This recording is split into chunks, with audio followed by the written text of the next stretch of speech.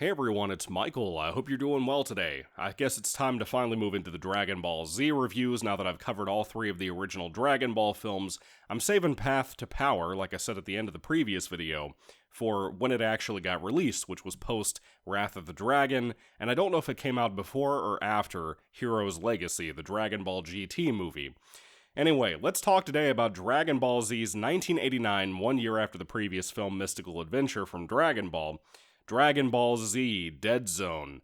Now, this is about 41 minutes long. It's kind of like more in the ballpark of feeling like a TV special tied to Dragon Ball Z. You could argue that this actually does take place if you're one of those idiots who are like, this isn't canon, Broly isn't canon, they can't exist. If you're one of those types of people, this is one of those movies that you could call canon if you wanted to be one of those morons. But anyway, Dead Zone, I have my annoyances with. It's more of a hindsight thing. Just so you know, the first three Dragon Ball Z films, this, the next film, World's Strongest, and the film after that, Tree of Might, I never grew up on. Never saw them until I was probably, I want to say about 6 or 7 years ago was when I first saw them, when all of the films got re-released to DVD packs where you could get 4 or 5 movies, and I have a couple of those, by the way. This is actually one of them in a pack with the other few films and Lord Slug. I had not seen these movies, and when I tried to watch them, I turned on the US broadcast, but with Japanese music, which I've never been a fan of for Dragon Ball Z. Yeah, Chala Head Chala is cool, whatever, but I don't love it the way I love the Brad Falconer music. And I don't think Brad Falconer was tied to these original 3 movies, as far as I know. Maybe Bardock, the father of Goku? Maybe, but I can't remember. Anyway, moving along, Dead Zone, having the same title as a Stephen King film, is not the same thing as Stephen King's Dead Zone. So, this is a film that intrigued me the first time I saw it because I'm a big fan of Garlic Jr., who is in Dragon Ball Z as one of the filler arcs that I don't think was in the original manga. Garlic Jr., of course, being this very tiny fellow, and the filler arc, back in the day, to me felt kind of like a vampire story, which was pretty badass. Being a horror fan, I really dug that. I loved the twists, I liked certain things that happened there with Piccolo and Gohan and Krillin. It was a fun time. I never knew that Garlic Jr. was in a previous movie. Never knew that. And when I watched this for the first time and this time, because it's been so long since I've seen it, I forgot about that. This is the second time I've ever seen this movie, and it's not a bad movie, but I would argue it's one of the weakest Dragon Ball movies ever made. And I have some that may surprise you about my opinions of them. Some of my opinions may have changed as time goes on, as these reviews go on. You'll probably hear the different things I have to say about them.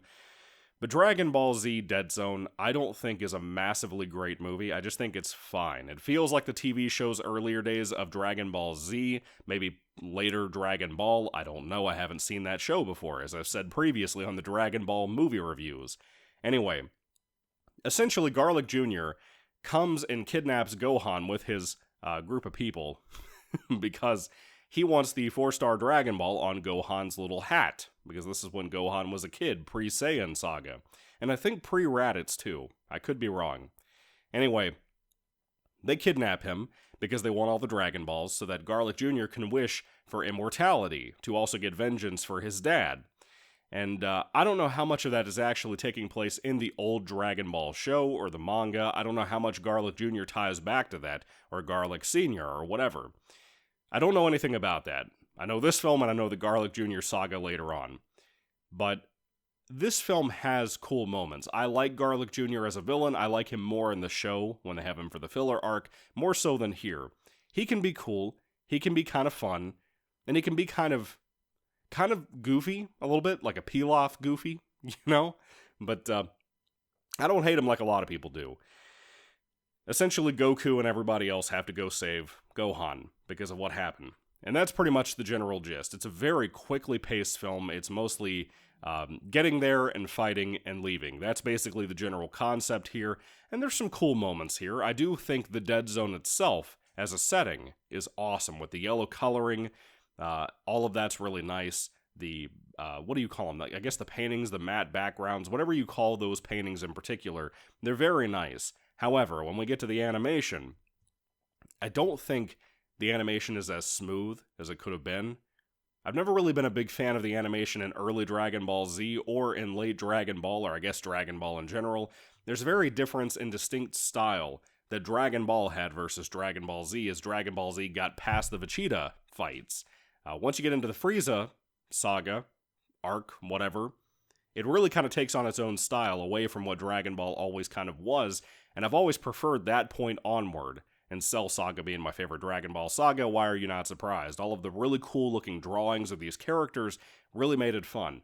But no, what I'm saying is this is early in the day when you had kind of a Goku that had not so pointy edges on his face. You know, they were kind of rounded out and stuff. This is pre-Super Saiyan, obviously, as many of the first films were. And all of that stuff is fine. It's not a big deal. It's kind of an art taste, if you will. If you like that kind of era of Dragon Ball art style, you're going to like this more than likely. If you're like me, it's going to be a little hard to look at, sometimes. Not really, but sometimes. There's one scene where Goku, like, screams and his mouth looks a little weird to me. That's really it. Piccolo comes in to help Goku with the fight. That's pretty awesome because it's fucking Piccolo. How could you not love Piccolo? And Garlic Jr., like I said, he's kind of, in my opinion, a badass because of memories I have in hindsight of the show, which came after this. But I liked him. You know, he was cool as a villain. I like kind of the outcome of where things go at the end of this. That's really all I have to say about this. I guess I'll jump to the music. Now, like I said, nowadays, when I listen to any Dragon Ball, all of my VHS tapes and stuff, the movies that I'll be reviewing here, I'm pretty much going to be talking about the US broadcast soundtrack, because I prefer that over the Japanese music. And that was a big hurdle for me when I got to Dragon Ball Super, by the way. But with Dragon Ball Z, I love the metal music. I think that's what got me into heavy metal music. That, things like Grand Theft Auto, Not the Crime, the game, and, you know, other things too, like Power Rangers really did that. I was a 90s kid, so electric guitars were everywhere in every fucking commercial, whether it be a Tang commercial with the little orangutan, or whether it be in whatever. Powerpuff Girls could have it sometimes. You didn't know where you were going to run into it, but when you did, you loved it. That's pretty much how it was. And it was great. This particular film, as well as the next two movies, really don't have that. I don't even think Bardock, the father of Goku, has that, which is technically the fourth movie, but it's a TV movie. I'll get there when I get there. But none of those movies really have, like, electric guitars playing hardcore and metal music and stuff. You really don't get to that particular soundtrack setup until Lord Slug. But movies like this really don't have anything like that, and I really am not a fan of the music that was here anyway. I think it kind of drags the film through the mud a little bit. I'm not crazy about it. It's not a bad soundtrack, but it's not anything memorable to me. And that's really an issue I have in totality for the entirety of the film for pretty much the first three movies until we get to Bardock, the father of Goku. All three of them kind of just have one element or a villain that I know of that I think is cool, maybe a concept, like in the second film, World's Strongest, that I really like. And outside of that, the films themselves just kind of collapse in my brain. I forget all about them, and I kind of just don't care, because there's better films. There are films that I love way, way, way more. But anyway, at the end of the day, Dragon Ball Z Dead Zone is not a bad movie at all, and I do recommend it if you're a Dragon Ball Z fan, or just a Dragon Ball fan in general. It's got its moments, and like I said, if you're one of those, canon retards, yeah, you can enjoy this quite a bit if you want to, I guess, if you're willing.